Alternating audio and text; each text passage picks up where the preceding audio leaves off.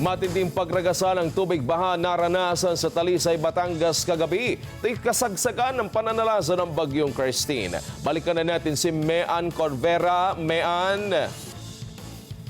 Wedge, nakuna ng video ang pagragasan ng tubig baha na may kasamang putik sa kasagsagan niyan ng pananalasan ng bagyong Christine sa Talisay, Batangas kagabi. Dahil sa lakas ng agos ng tubig, tinangay pa ng tubig ang ilang sasakyan. Halos umabot rin sa ikalawang palapag ng mga bahay sa barangay Sampaloc Beach sa Talisay ang taas ng tubig baha.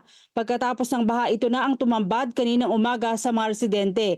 Gabundok na mga naputol na puno ng kahoy at halos magkakapatong na ang mga sasakyan at truck na tinangay na malakas na agos ng tubig. Ang ilang residente tinatangkapang isalba ang isang motorsiklo na ito na lumubog rin sa putik na natabunan sa pagragasa ng baha.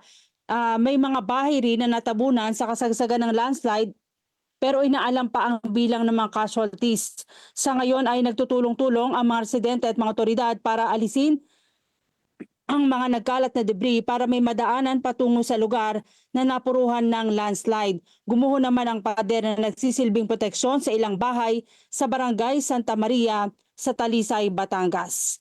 Mean Corvera para sa Mata ng Agila, matatag, matapang, matapat.